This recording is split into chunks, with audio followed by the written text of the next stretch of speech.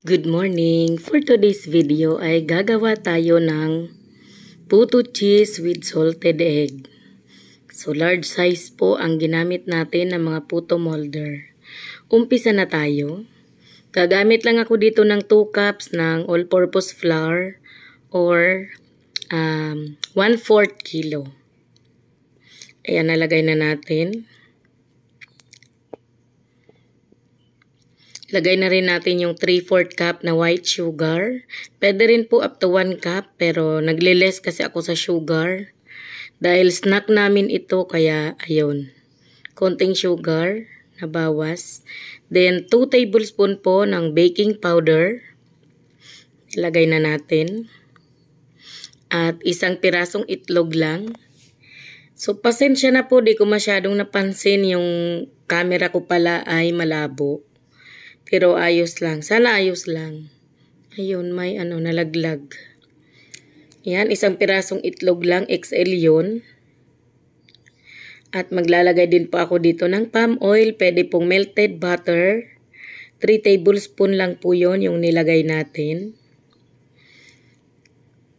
Yun, maglalagay din po ako ng 30 grams ng powder milk or ito na lang Bear Brand na 1 pack.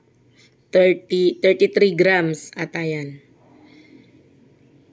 Pwede namang more, mas masarap pag more.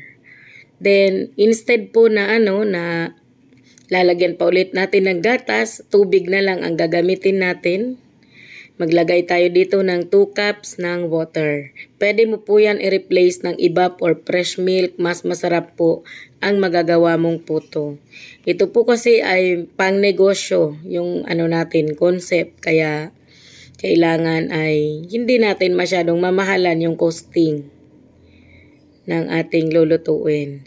Kasi po ito ay hindi lang pang merienda, pwede rin pong pang negosyo. At alam nyo po ba na ang 1 piraso ng large na ganitong klase ng puto ay 10 pesos na po ngayon.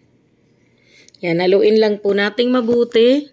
At habang ginagawa natin ito ay pwede na tayo mag-umpisang magpakulo ng tubig sa gagamitin nating steamer. Kasi bago natin ilalagay yung puto, kailangan kulong-kulo na po ang tubig. So, salain ko po para makasigurado tayo na pino talaga yung ating puto ay palagi po akong nagsasala ng mixture. Kaya dahil konti lang naman ito, pero minsan kapag 1 kilo yung ginagawa ko, di ko na po sinasala kasi masyadong marami kapag sasalain. Ayan, dahil sa hindi sila masyadong lumabas ay gagamitan natin ng spatula para mas mabilis yung flow ng ating puto butter.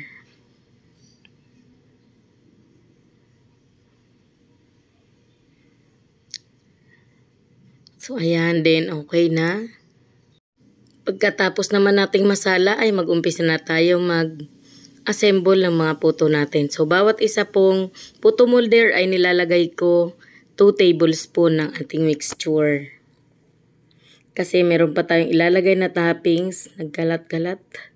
May ilalagay pa tayong toppings na cheese, saka itong salted egg na in-slice. Yan, yung salted egg po na nabili ko ay konti lang talaga yung dilaw, kaya ganyan yung itsura. Yan, maputla talaga yung camera ko, hindi ko napunasan. Medyo may moist. Kaya makinig na lang kayo sa sinasabi ko kahit wag nang masyadong tingnan yung video. Yan, ganyan lang din po kasimple yung pag-assemble. Basta palaging 2 tablespoon para pare-parehas po ang size ng magawa natin na puto. Lalo po kapag ipapaninda natin. Para naman walang apihan, fair sa lahat. So tuloy-tuloy lang yung natin at pagkatapos ay isasalang na natin to sa ating steamer. Rice cooker lang po pala yung gamit ko dito. Ayan, ito na po. In-steam ko po yan ng 12 minutes at after 12 minutes, ito na po yung result. So natuwa ako kasi maganda naman yung kinalabasan ng ating mga puto. So hanggang dito na lang po muna tayo. Thank you po.